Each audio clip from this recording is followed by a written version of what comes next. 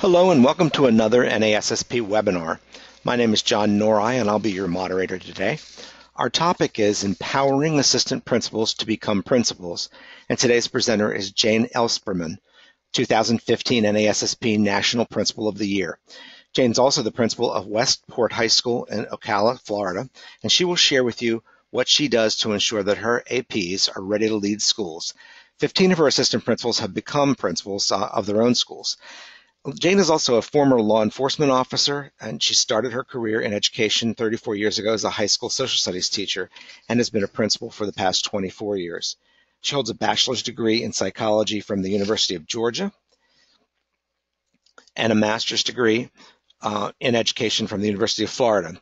As you participate in this webinar, we invite you to expand the conversation on Twitter using hashtag NASSPwebinar.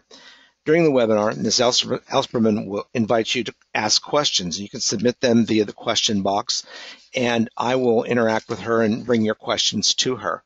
You can also find NASSP on Facebook.com, and our website is nassp.org, and /webinar videos is where you'll be able to see a recording of this webinar shortly after we broadcast. If you have any technical difficulties, you want to call Katie at 703-860-7253. And I'll pause just a moment so you can jot that number down before I go to the next slide.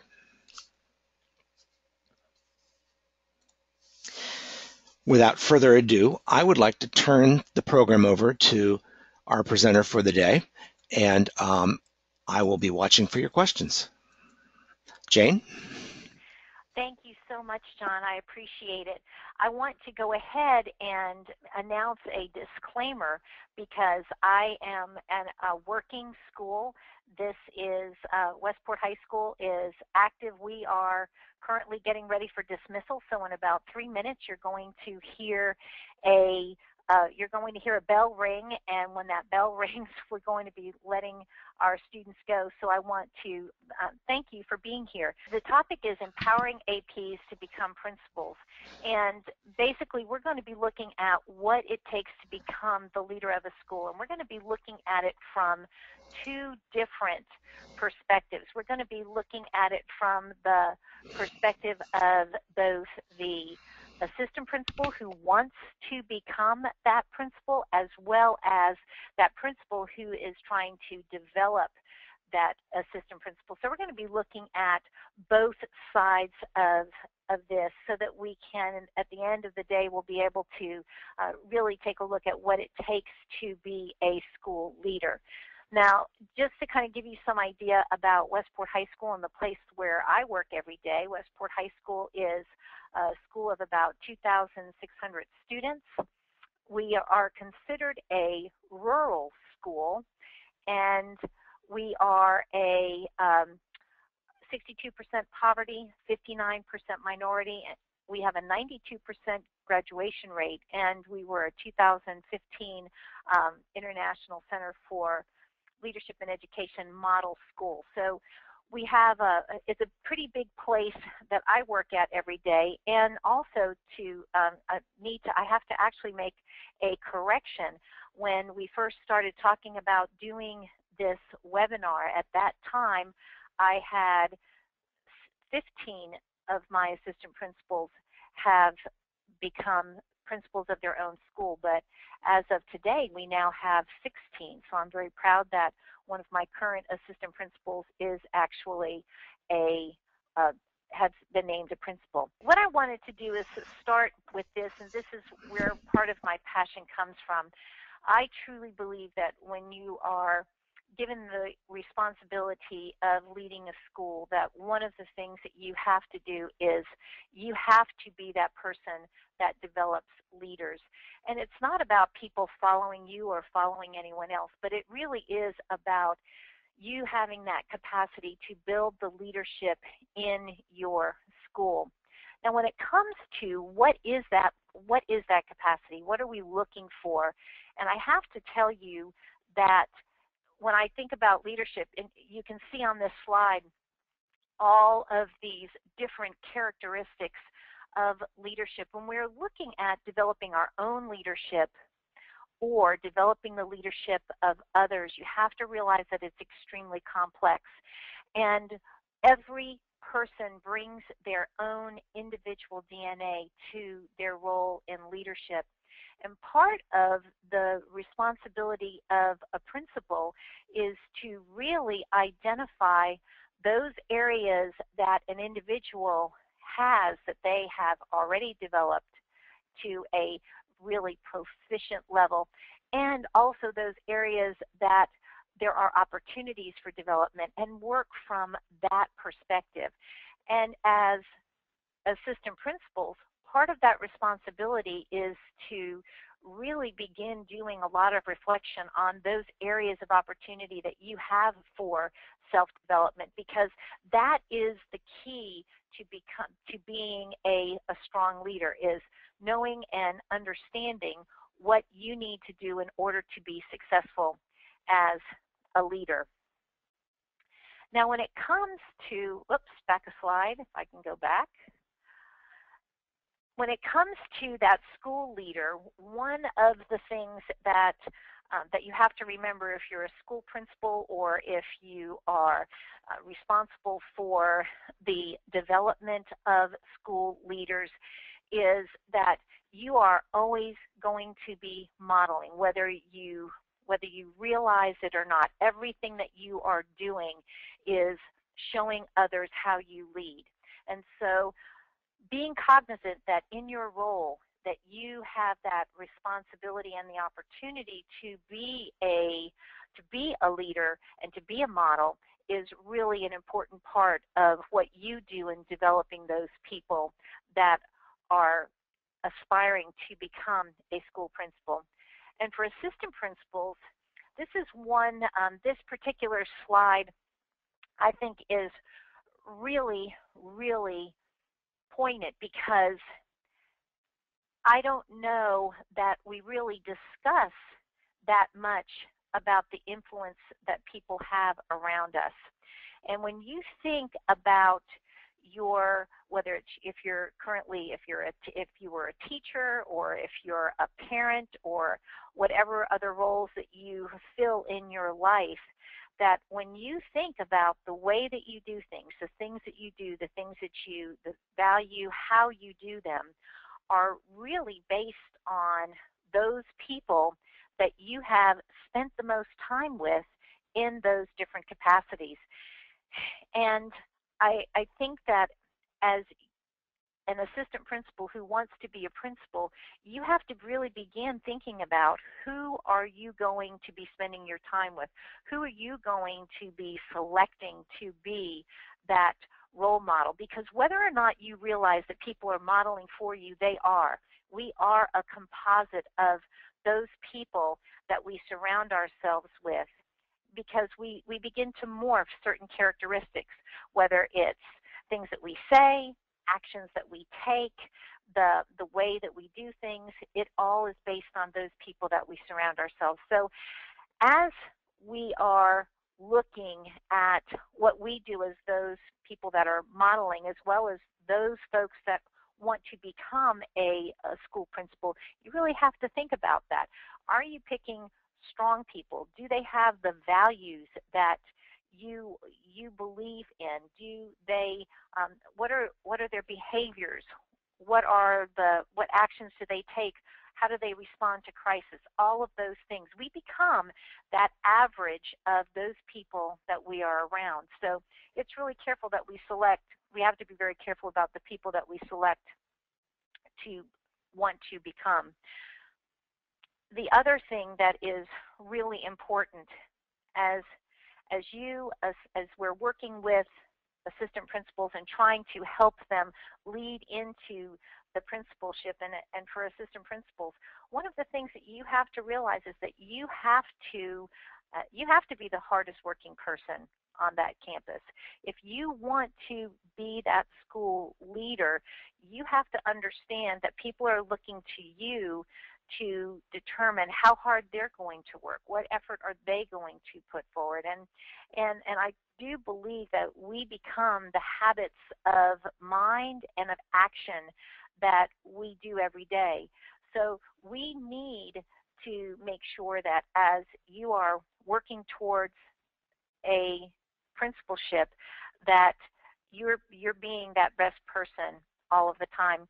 One of the things that my daughter was told when she was really little, she really wanted to be a ballerina. That was so important to her, and she went to an audition, and they began dismissing people from the audition, saying, "Thank you very much. We won't be considering you." And they got down to a select group of students that were left in this audition. And one of the things that dance director said stuck to me.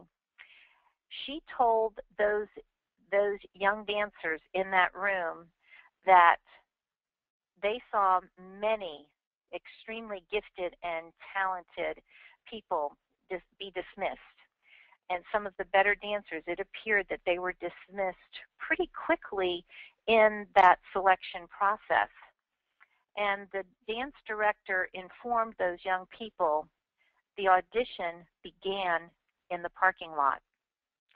And I take that forward when I'm working with assistant principals, and I let them know that they are constantly on an interview. Whether or not they become or they're selected to be the next assistant principal is not completely based on their actions in a particular interview.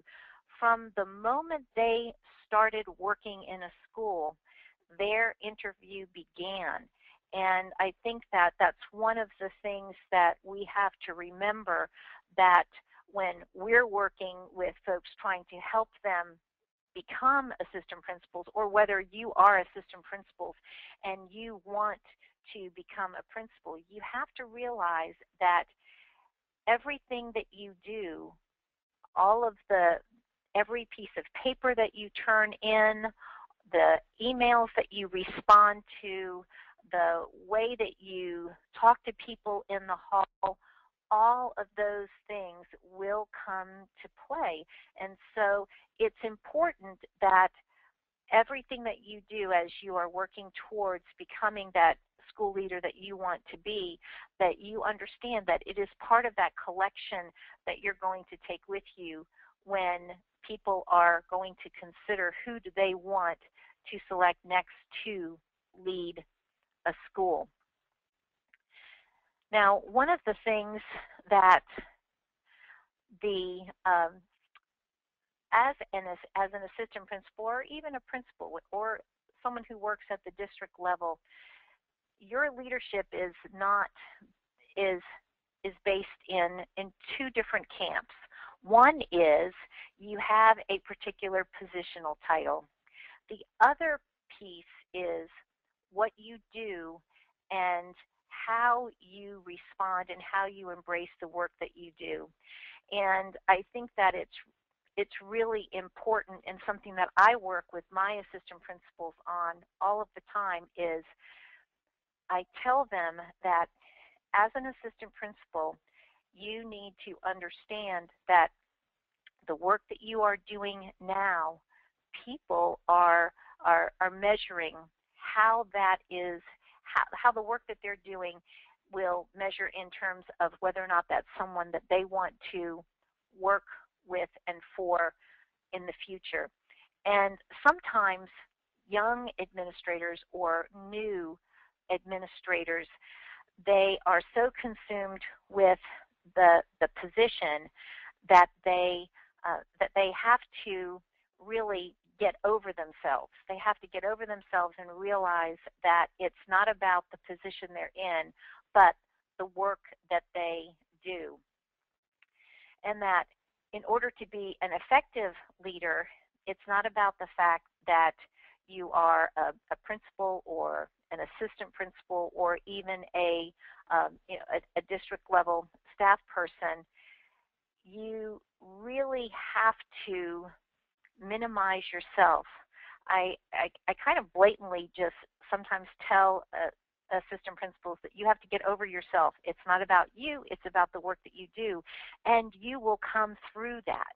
And that's it's an important mindset to get in terms of how you work with people in your school building, and how you work with other people that you come in contact in your role as an assistant principal. So it's really important to understand that moving forward, that the characteristics that people look for in school leadership are the selflessness, that humility is really important, that you are open-minded, that you create a collegial environment, that you are part of a team, and that you don't lead by being the one in charge, but you lead by empowering those that are part of your team. And that's an important skill to learn, because part of what we have to do as leaders is you have to develop that desire among people to be able to to work hard and to do the work that you have to do, and you have to empower others to do it. And as an assistant principal, working to make sure that you are empowering others in such a way that they want to do the work that's really important to you. Now, the Wallace Foundation, they've done a tremendous amount of work on what are those key functions of effective principals. When they studied principals over a period of time, over a wide number of different school level principals, they looked at rural and urban and large schools and small schools and private, charter, public, every different type of school principal that you can imagine. And they identified the 5 key functions of an effective principal. And the first one that they identified was that the school principal will shape a vision of academic success for all students. And when you think about that vision of leading students, what do you have to do in order to lead learning in your particular environment? And as an assistant principal, one of the things that you need to develop is that ability to be able to vision, to see things before they are there, to be able to describe and to be able to paint that picture without it being in front of you, so that everyone in your organization can see that. And that visioning and being able to identify those goals is an important practice that school leaders need to help assistant principals to be able to do. You have to be able to take those areas of your school that you want to improve and to be able to move them forward. Now, one of the roadblocks that comes in with shaping this vision of academic success for all students, and I want to underline the word all students. We are victims of the experience that we have had. If our primary experience in the school had been working with remedial or challenged or ESE students, then we have to guard ourselves against not presupposing that all students learn and work like that. The opposite is true. If you spent a good part of your career working with gifted and talented and advanced placement students and those students that are extremely high performing, you have to be really careful to guard yourself against making that assumption. So when you begin looking at creating that vision, you have to make sure that every single student in your building, every single teacher in your building is able to be a part of that vision, so that you can move your whole school forward. Another one of those key indicators, those 5 key functions that the Wallace Foundation identified, was creating a climate that is hospitable to education. And there's a lot of conversation about climate and culture, and we have to really differentiate that and break it down.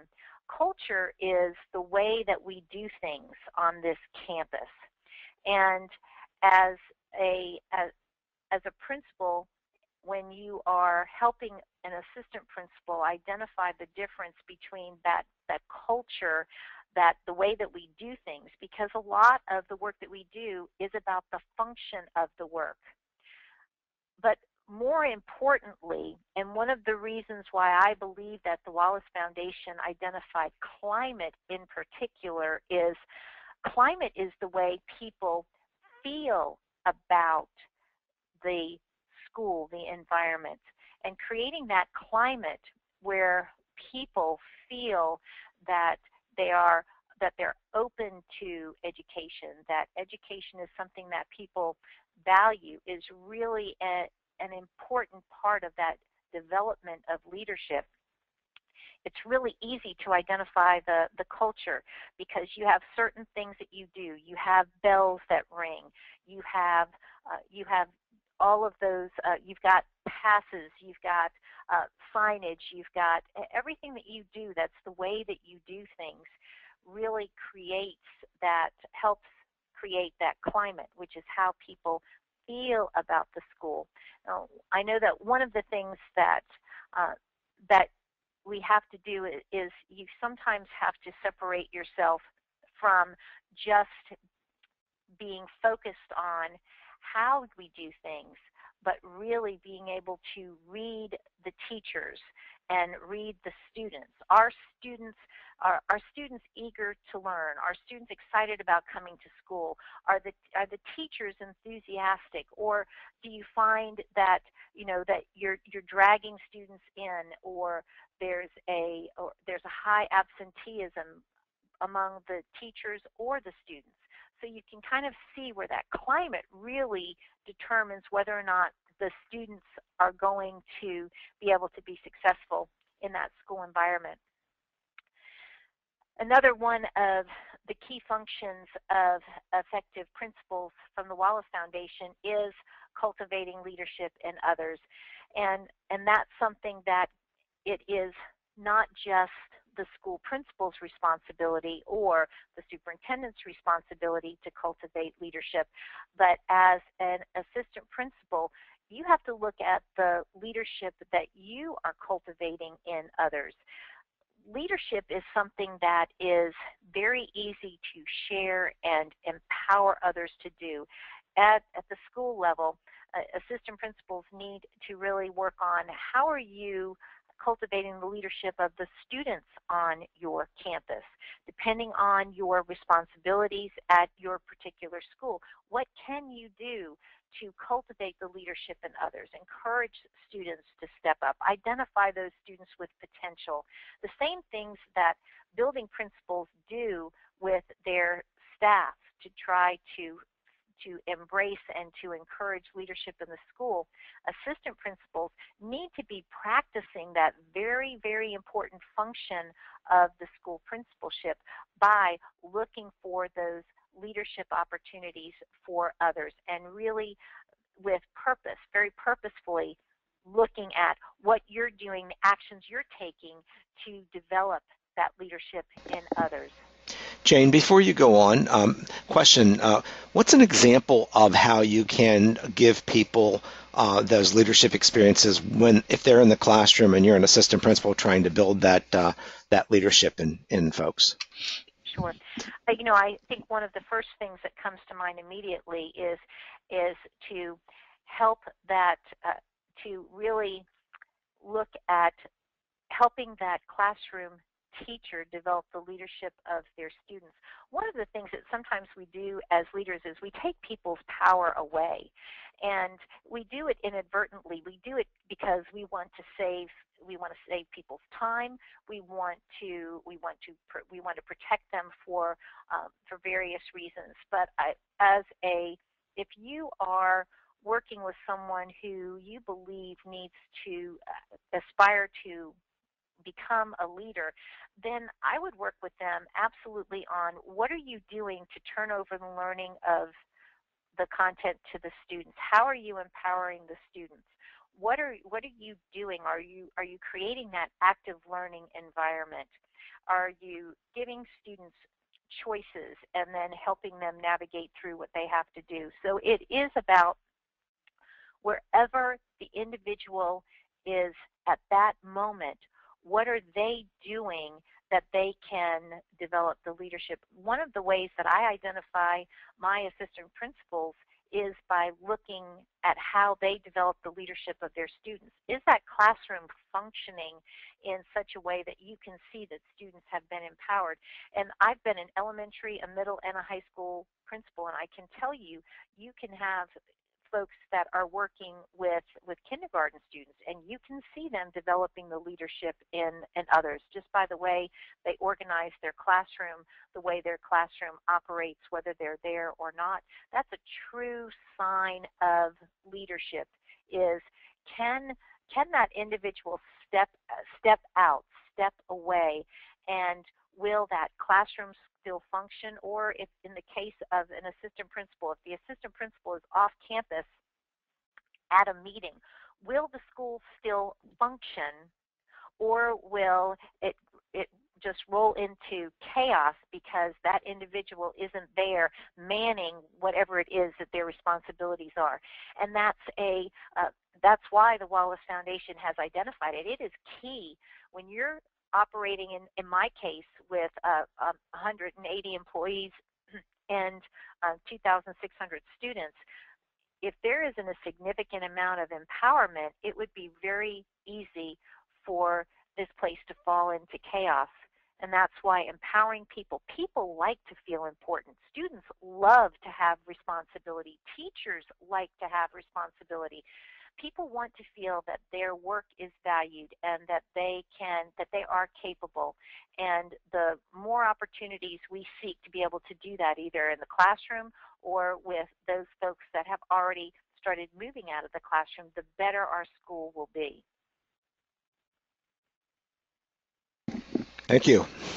Okay, let's take a look at improving instruction, because this is one of the things that I think is very easy for teacher leaders, those people aspiring to be an assistant principal, and those people who are assistant principals have a really important responsibility in this.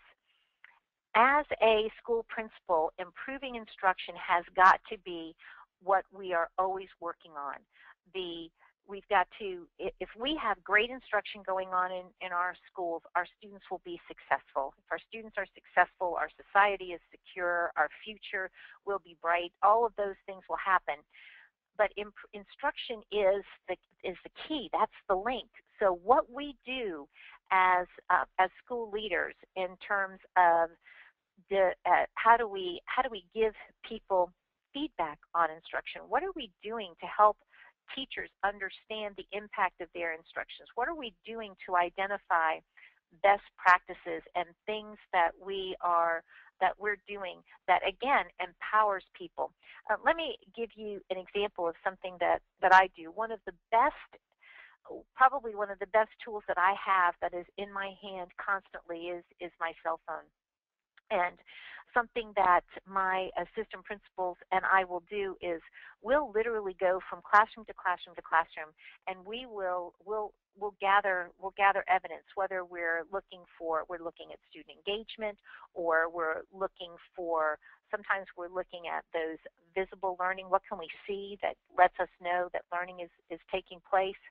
And to have my assistant principal then take that data, we take pictures of things that are best practices. We take pictures of things that may not be best practices as well.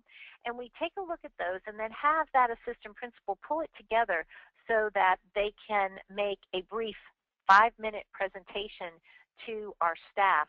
And we highlight it by showing some pictures of kids and things that are going on in other classrooms that teachers don't have an opportunity to see because they're all busy in their own classrooms.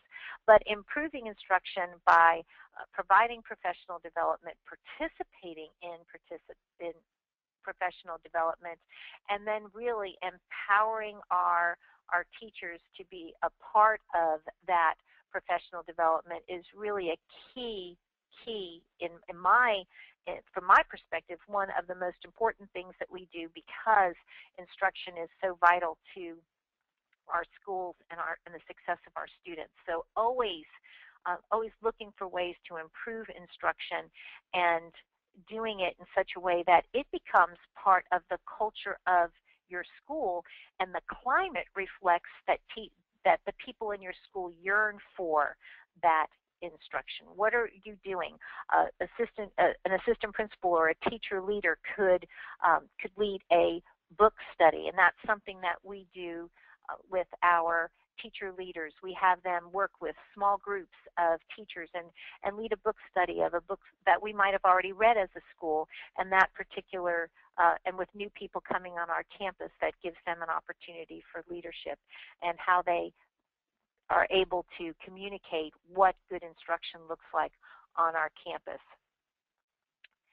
The last key function that the Wallace Foundation identified is managing people, data, and processes to foster school improvement. And I think that sometimes in our conversations and what we're doing to prepare assistant principals in terms of being instructional leaders, oftentimes we push this to the side as if it is not important. But what we do in terms of hiring the best people, making sure that they're in the right positions, making sure that we are that we're looking at data. Do we have the right data? Are we able to pull that data? All of those things are key to improving our schools and helping our students be successful. They're keys to our ability to be able to improve instruction. And this is a really important part of that development of leaders. And again, empowering not just your assistant principals or deans or those or other people, but classroom teachers. How are you helping the folks that work in your school building be able to use data effectively and be able to make sure that they are managing the resources that they have in such a way that they get the results that they want? And this is something that is really, it's something that I do with my assistant principals, is that each year they will identify data that they really want to work on, that they're going to own for the year. That's going to be their piece of data. They'll look at what that particular element might be. For example, if it has something to do with attendance, who are the people that are responsible and have input into attendance here at our school, and then how are they going to work with those individuals and really take ownership of that particular element within our school. It could be attendance, it could be discipline, it could be literacy linked, it could be tied to different standards that are in different areas of curriculum, it could be industry certification, all of those different things. It could be, I know that one of the goals that my assistant principal for curriculum worked on a lot this year was identifying, she looked at the data on our advanced placement participation, and we really wanted to open that up so that we could encourage students to take more rigorous coursework. And she needed to identify the people. It ended up being the guidance counselor and the dean and individual teachers, but having that experience of interacting, managing those people, directing the work that they're doing, and then empowering them to do what they needed to do in order to take a look at that data. And they've been able to do just amazing work in the last year. We started out in 2014, we had grown from about 148, I believe, it was 148 advanced placement tests. Then we went from there to about 700 advanced placement tests. This year we're administering this week, and it's on my mind because we're doing that right now, the 1,200 advanced placement tests, and next year we have over 2,000 student requests for advanced placement courses. And again, there are a lot of people that go into making that type of change in a school and fostering that student drive for wanting to take more rigorous coursework. And those are the types of experiences that assistant principals, lead teachers, guidance counselors, all of those people who aspire to school leadership, they need to have that opportunity and to be given the tools that they need in order to be successful in moving your school forward. In terms of leadership and looking at, as an assistant principal, what are those things that you need to keep in mind in terms to be a successful leader? And it's one thing to be able to have the knowledge and to be given the tools and the information, but the most important thing in leadership is integrity, and that's everything from meaning what you say, saying the right thing, being dependable. All of those things are so important. And as we look to develop leaders on our campus, we've got to make sure that we are fostering integrity and making sure that we are securing it. In, let's see, I'm moving my... The other thing is, it has a lot to do in my mind as I work with assistant principals is, are you a dependable person? Is it something that is your word, your code? Because that is something that the people that you work with will carry with them. That's part of that ongoing interview that begins from the moment you step into a leadership position.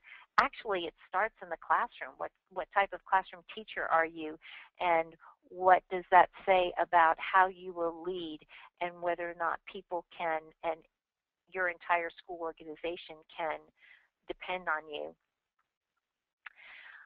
One of the things that is really important in developing assistant principals is to help them deliver the truth, to be honest with them in terms of those areas that they need to develop themselves, but also giving them the opportunity to be able to be honest with people and give them the hard news. There are one of the things that I have given my assistant principals the opportunity to do, and they've all thanked me for it, is there are folks that come into teaching and realize that this is really not for them. And some of those folks have a difficult time coming to terms with that because they've made a commitment. And to be able to sit down and to help assistant principals to have that very challenging conversation that in the long run will will be better for our students as well as the individual. And those are the types of conversations that can't be left for them when they get into their own principalship, because that modeling on how to handle those very delicate conversations, to be able to do those types of interactions that impact relationships is really an important thing to be able to do as you're developing your assistant principal to become a principal. And also for assistant principals not to be challenged or intimidated by having those hard conversations that you need to have sometimes when you are working in a school. One of the things that that's important in terms of our leadership, and especially with our assistant principals, is to learn how to say no. It's the same type of no that we use if you're a parent, but as in developing the leadership of assistant principals, there has to be that opportunity for them to be able to redirect when someone is not able, it really isn't going to be good for kids, and to have them help deliver that information if a teacher has asked for something and it's not really good for kids, that they need to be able to learn how to deliver that information as well. In terms of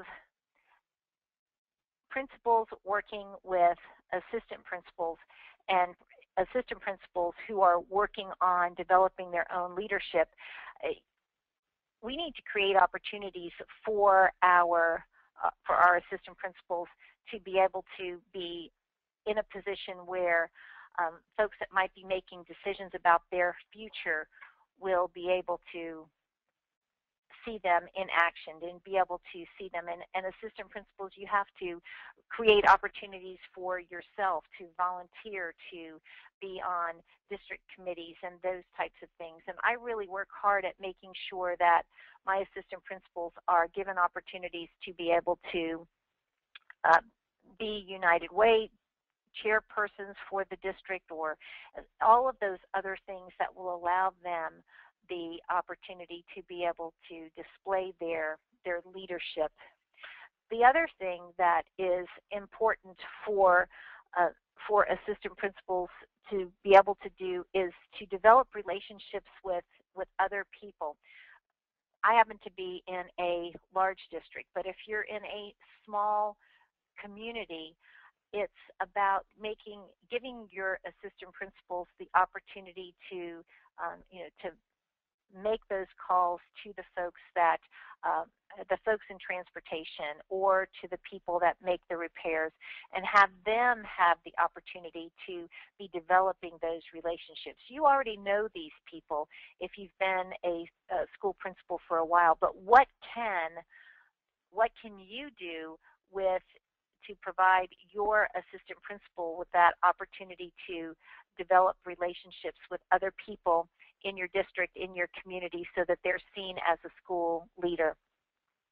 And then in the end, you have to be ready to let go of your assistant principal. And it's really hard because I barely have had an opportunity to get to know some of the folks. Rarely will an assistant principal spend more than 2 years on my campus, and in that amount of time, I have to, I begin to depend on them. The teachers depend on them, and then they are taken and given an opportunity to have their own school, and so it's important to be able to let go. And for assistant principals, there are folks that I have really had to work with to let go of their teaching position and to accept that challenge of school leadership. That's really important as well. So we need to be able to not only give folks the opportunity and the training, but we've got to help them know when it is time for them to let go and to stand on their own and to be able to become a school leader. A couple of books that I have read with my leaders over time, the people that aspire to leadership, one of the first things that I'll do is I'll sit down and I'll have a book study with them.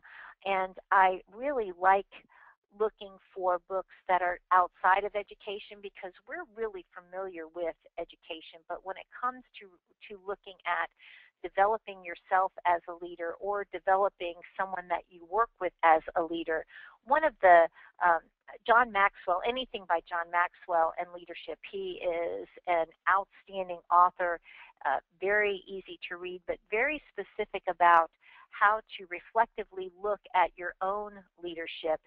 And then the other book that I have my folks read is Stephen Covey, The Eighth Habit, because it's about developing your voice. And I think that that's one of those things that we do need to help our the folks that we work with, have them develop what is their voice, and then how can they inspire others once they have established what their gifts are. And so those are two books that I do with my assistant principals. But beyond that, beyond reading books and reading articles, I tell my teacher leaders and my assistant principals to study leaders, to study them wherever they go. When they go to a meeting, they need to look at everything about that leader. They need to look for every opportunity that they are in a position to, number one, identify what is leadership in that particular situation, what does it look like, and then how is it impacting the other people that are in that situation. So if they are doing that wherever they're going, whether it's, they could be seeing leadership in a classroom, what does that look like? How can I maximize that? How can I use that skill, that talent that I am seeing? One of the things that in my personal leadership, I have learned as much from my assistant principals as they will have ever learned from me. As a matter of fact, one of my assistant principals currently is my direct supervisor and now evaluates me. So it's developing leadership is really important. It's important for those of us that have the opportunity to develop it in others, but it really is important for schools as a whole, because if you look at our education system and you look at the people that are given the opportunity to lead, you can see that the future of our education is dependent on those people that develop themselves and allow themselves to be put in a position where they can make the change that's needed in schools in order to move them forward. And so just to kind of to close, John Maxwell has this wonderful saying that leaders become great not because of their power, but because of their ability to empower others. And so my final words to you, and then opening it up for questions, is to really look at leadership as an opportunity to empower others to be as successful as they can be in your school setting. So now I'd like to open it up. If you have any questions, I would be more than happy to answer your questions. I have a question, Jayne, that I'll put to you. I wonder what you would do with an assistant principal who wants to become a principal but is not progressing to independently lead a school. Mm-hmm. I think that you have to go back to the honesty, and you have to help them learn to reflect on what is it that they, what can they do. Sometimes you have to really help a person go backwards and kind of go back and reflect on how they can be independent. You have to give them those opportunities. In the end, there are times where you have to have that conversation with someone and let them know that this may not be their strong suit. But I found that when given that opportunity to be able to sit down and help that individual be reflective, that there's a lot of growth that takes place in reflection. So it's sitting down, and if that person is asking lots of questions and not taking that empowerment you're giving and coming back and always saying, what do I do now? What do I do now? I think that you respond with getting them to answer their own questions so that you give them that opportunity to be able to stand on their own and be able to feel what it's like to answer that question and to be able to move forward and grow from that. Thank you. You probably saw my flipping back and forth between the slides. I'm trying to get my panel back to see if anybody else in the audience has another question, but in the meantime, I have one more that I'd like to put to you. What are the soft skills that assistant principals need to develop in order to be ready when they become a principal? Well, I think that they really have to understand the importance of relationships, and that the relationships they have are key to being able to, if you don't have really good relationship skills, it's hard to empower people. You've got to have that. I think that also you have to, listening is really important. You have to listen to find out what is the real question, what is the basis for the question that's been brought to you or the issue that you're dealing with. So I think that that listening and building relationships are really key to helping a person be able to become an independent school leader. Thank you very much. And my computer has been giving me problems throughout this broadcast, and I apologize for that. But I'm not able to get back in to see other messages. But I wanted to just for a moment make sure that everyone does see Jayne's contact information on the screen. I'm sure that you can contact her if you have a question that didn't get addressed during this broadcast. And again, I apologize for any technical difficulties we've been having. I want to invite you all to be sure to be with us at Ignite 16. We are celebrating 100 years as an organization at NASSP, and we'll do that this year in Florida, in Orlando, on February 25th through 27th at our national conference. And you can learn about the conference and register at the address that's shown on the slide, nasspconference.org. Again, I'd like to thank Jayne for being with us, Principal of the Year, and outstanding educator from Florida. I think all those people that you have helped get into the administrative role would be grateful. We'll take a moment now to say thank you for what you've done for them and what you've done for the profession, Jayne. I appreciate your time today, and thank you all for being with us. And with that, I'm going to close the webinar for today.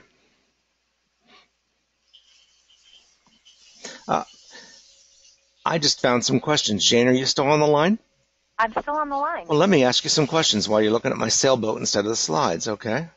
Okay. My things disappeared and now they're back. This person said, how do districts deal with principals? Got to make it a little bigger here. How do districts deal with principals who pigeonhole assistants into only doing discipline or attendance? Good question. It really is a good question. I think that one of the things that is that it is a challenge for the individual to be able to make the most of that particular assignment. And I think that the big thing with discipline is that's a fabulous opportunity to learn how to make positive relationships with people that are very challenging. And those are skills that you're going to take in whatever it is that you're going to move forward with, because the hardest job that we have on our campuses is student discipline. And when my assistant principals who have moved on to become principals come back, and I've given them opportunities to do things with curriculum and instruction and school discipline, they'll always tell me that the time that they spent in student services, in discipline, was the best training ground for what they had moving forward, because the principal is the person who gets those parent phone calls, and that's where you learn how to deal with the confused, angry, upset parent, which is part of what we do as school leaders. And without that, and without it becoming getting so good at it that it's not something that you would be stressed about, it really makes your job as a principal so much easier. So that's a really good experience. Embrace it and use it. And again, be the best you can be at that, and then you'll be able to use those skills that you develop in the next position that you have. Jose from Providence is asking, do you share administrative responsibilities with your APs, such as scheduling the building, budget, as well as developing effective instructional capacity in the classroom? Yes, absolutely. And that's part of that, the fifth key function of the Wallace Foundation, having the ability to be able to do all of those things. I always give my assistant principal the budget. We sit down, we look at it. The scheduling is done. We do most of our work collaboratively when it comes to those big things, the budget, hiring. Those are all things that everybody needs to have a voice in, because those are the things that you have to do when you leave whatever that role is that you have as an assistant principal. You have to be able to do all of those things confidently, and sharing those responsibilities is an important part of preparing assistant principals for the next level. What would you suggest or advise that you would give the first-year assistant principal as far as duties are concerned and responsibilities? I think that well, it depends on the size of the school and how many people that you have. But one of the first-year assistant principals need to learn how to effectively evaluate and give feedback to teachers. They also need to be able to handle both parent and student situations. They also need to know the facility so that they can deal with any facility emergencies. So in those responsibilities have to touch on a little bit of everything that you do in the principalship, so that so that you can determine what that individual needs to have further either experiences with or further training in. So I try to give my folks a little bit of everything so that they're able to make those decisions. If I have to be off campus, I want them to be able to respond without having to give me a call. So any of those little experiences, walking around the building, telling them, all right, let me show you how to do this, and then have them show me that they can do that, so that they feel confident when they're given that opportunity to make those decisions. I see a couple more questions, and we're at 4:29, so let me put this one in and see if we have time for another after that. Do you create dedicated time to provide site-based professional development for your assistant principals beyond the book studies that you conduct? Yes. We spend 30 minutes together. We do some type of learning, whether we're doing a learning walk or we're doing I'll challenge my assistant principals to find an article for all of us to read that will make us better leaders on our school. So we do that 30 minutes every single week. And then, of course, as we pick up those opportunities throughout the day, we look for opportunities to train each other. Because, like I said, I learn as much from my assistant principals as they do from me. Great. And to the person, I think it was Carrie, who asked about the couple of slides that were missing at the beginning, I'll be happy to email those to you, and I have your email addresses from your registration. Anybody else who wants those, just shoot me an email, and I'll send you the PowerPoint. It's norijohn@gmail.com. And if I could indulge a personal comment here, Albert DuPont, I see you're on here, and you gave me a shout out for when I taught you at Johns Hopkins. Thank you, and I do remember you as one of the best students in the class, and I hope that seeing you on here means you are an administrator now. Again, Jayne, I want to thank you. It's been a great webinar, and I want to thank all of you for participating with your questions. I hope we got to everyone. If we didn't get to your question, we will attempt to answer it via email in just a moment. Someone just asked me if I could state my email address one more time. I will. It's norijohn@gmail.com. And Jayne, would you repeat your email for them as well? Sure. It's JAYNE.ELLSPERMANN at Marion, that's MARION .K12 .FL NASSP.us.